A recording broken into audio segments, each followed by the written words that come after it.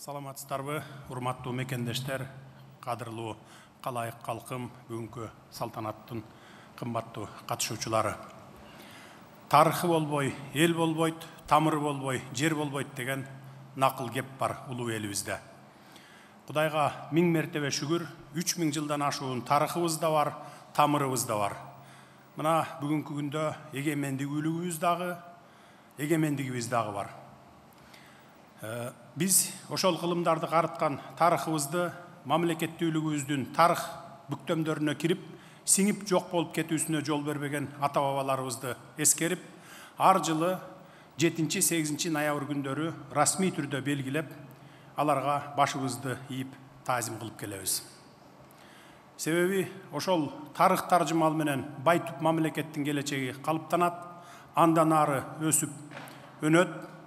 Ошол ата-бабалардын баскан изи, калтырган мурасы келечегибизге шамчырак болуп берет. Мына ошондой аталарыбыздын жолун улаган, бүткүл өмүрүн өз элинин келечегине арнаган асыл инсандарыбыздын бири Кыргыз Республикасынын баатыры, көрүнүктүү мамлекеттик жана саясий ишмер маркум Абсамат Масалиевди эскерип, анын 90 жылдык мааракесин жамы журтубуз менен бирге белгилеп олтурабыз. Жети дубан эли бар Кыргызстандын береги Баткен чөлкөмүнөн мурда кийин ар заманда жалпы журтка төбөсү тегиз көрүнүп, кыйынчылык кезеңде туу көтөрүп, намыс алган атуулдар арбын чыккан. Буга кылымдардын кыйырын кырча басып келаткан карт тарых өзү күбө. Нур Молдо, Молдо Нияз, Шамат Шаа, Полотхан деген кайманат менен 19-кылымдын экинчи жарымында бүтүндөй Фергана өрөөнүн бийлеп турган Исхак Асан уулу, алардан кийин Абдыкадыр Орозбеков, Исхак Раззаков, Төрөбай Кулатов өңдүү ысымдары калың элдин катмарына аттын кашкасындай таанымал инсандарыбыз өткөн. Мына ушундай кыргыз элинин кызыкчылыгын көздөгөн уулдарды берген Баткен жергеси бүгүн биз сөз кылып жаткан жөнөкөйлүгү, мекенчилдиги менен таанымал Абсамат Масалиевди да берген. Кыргыз Республикасынын баатыры, мамлекеттик жана коомдук ишмер, улуу устат, таасын саясатчы, биз терең урматтаган агабыз Абсамат Масалиевдин көзү өтсө дагы, анын өрнөктүү өмүрү бүгүн да уланып, бүгүн да даңкталып, даңазаланып олтурат.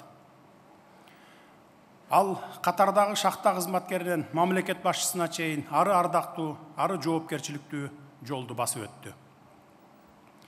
Бир чети замандаш, бир чети кесиптеш болуп, партиялык кызмат чөйрөсүндө чогуу иштегендер аны Тооген өнөр жай тармагынын бирден бир мыкты адиси, катаал жолдо такшалган партиялык жетекчи, караламан калктын калың катмарына жакын адам, ашыкча дөөлөт, байлык күтпөгөн, принципиалдуу, кара кылды как жарган чынчыл атуул бойдон болгонун баса айтуу менен абдан урматтап эскерип келишет.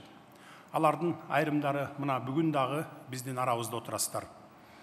Абсамат Масалиевдин Компартиянын Борбордук комитетинин биринчи секретары, КПСС Борбордук комитетинин саясий бюросунун мүчөсү, Жогорку советтин төрагасы, СССР Жогорку советинин президиумунун мүчөсү болуп турган учуру, көбүңүздөр жакшы билесиздер, өтө татаал, өтө катаал эки доордун тогошуп жаткан кези болчу. Мына ушундай ары кооптуу, ары жооптуу кырдаалда да Абсамат Масалиев салаватынан жазбай, саясий кыраакылыгы менен эл көйгөйүн илгертпей түшүнүп, көптөгөн кыйынчылыктарды алдын ала көрө билген. Масалиевдин ишмердиги кайра куруу дооруна туш келип, кийин Совет бийлиги кулагандан кийин Кыргызстан эгемендигин алып, менчиктештирүү башталганда, ошол жерде эл кызыкчылыгын эске алууну катуу үндөгөн, калпыстык болуп кетпесин, байлык тең бөлүнсүн, бай кедей болуп бөлүнүүгө жол бербейли деген философияны бекем карманган.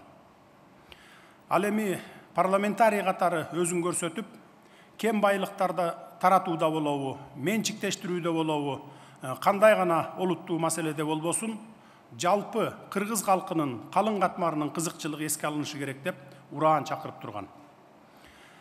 Баса белгилеп айта кетүүчү сөз, Абсамат Масалиевдин тушунда 1989 жылдын 23 сентябрында Кыргызстанда кыргыз тилинин мамлекеттик тил катары атайын мыйзамдын кабыл алынышы тарыхый мааниси бар окуя болгондугун эч ким тана албайбыз.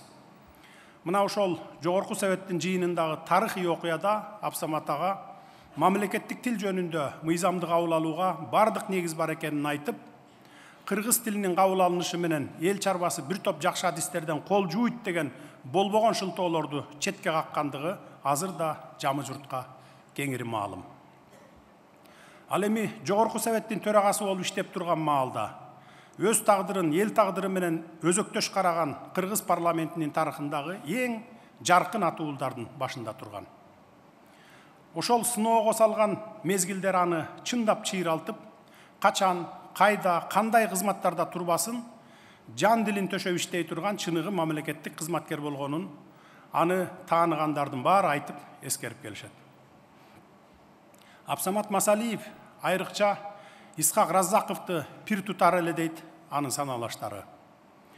Разаковдун терең ойчул, жетик жетекчи, таасын айтып так жүргөн кыраакы саясатчы экенин, кыскасы анын уңгулуу касиеттерин урматтоо менен уулуна Исхак деген ысымды ыйгарган экен.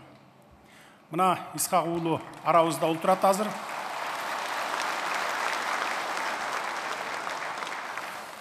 Кыргызда жакшы сөз бар. Атадан кем уул, атага тең уул, атадан артык уул дейт. Абсамат агабыздай тарых жаратып, атадан артык уул боло албасаңыз дагы атага тең уул болгонго аракет кылыңыз.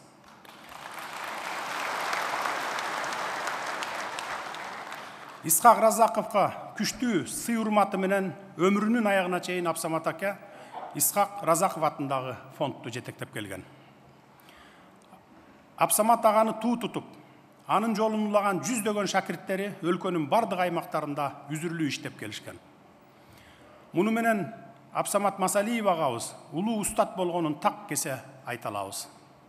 Жогоруда белгилегенибиздей, катардагы шахта кызматкеринен мамлекет башчысына чейинки жолду өткөл мезгил кыйынчылыктарына карабай басып өтүү менен Кыргызстандын өнүгүп, өсүп кетишине бараандуу салым кошо алды. Кыргызстанды жетектеп турган жылдары экономиканын бардык тармактарында туруктуу өсүштөр болгон.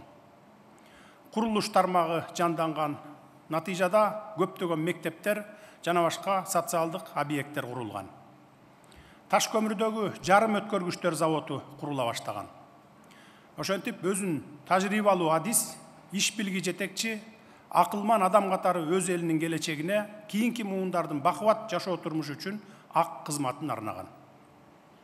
Урматтуу мекендештер, мамлекеттүүлүк демекчи, эмдиги жылы элибизди бириктирүү процесстерин тездеткен Кара-Кыргыз автономиялуу облусунун түзүлгөндүгүнүн 100 жылдык мааракесин мамлекеттик деңгээлде белгилейбиз. Буга ылайык Кара-Кыргыз автономиялуу облусунун түзүлгөндүгүнүн 100 жылдыгын белгилөө жөнүндө жарлыкка кол койдум жакында эле. Биз кийинки урпактар басып өткөн тарыхыбызда кыргыз мамлекеттүүлүгүнүн кайра жаралуусун, анын түптөлүшүнүн оңойго турбагандыгын сөзсүз биле жүрүшүбүз зарыл. Урматтуу кыргызстандыктар, учурунда залкар жазуучубуз Чыңгыз Айтматов өткөндү эстеп, келечекти күтө билгендигибиз үчүн биз барбыз деп таасын белгилеген экен. Анын сыңарындай Абсамат ага өңдүү кыргыз элинин чыгаан уулдарын эскерип туруу биз үчүн атуулдук милдет болсо, жаңы муун үчүн маанилүү сабак. Ал кишинин басып өткөн байсалдуу жолу менен өрнөктүү өмүрүн изилдөө аркылуу дагы далай сабактарды алабыз деп ишенем.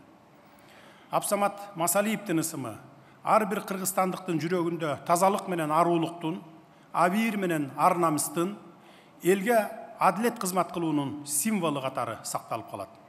Дагы бир жолу Абсамат агабызга башыбызды ийип таазим этебиз. Кыргыз элинде Абсамат Масалиевдей адамгерчиликтин бийик үлгүсү болгон, жөнөкөйлүктү туу туткан, ишине так улуу инсандар чыга берсин. Ата мекенибизде ар дайым өнүгүү болуп, мамлекетибиз күчтүү мамлекетке айлансын. Көңүл бурганыңыздарга рахмат.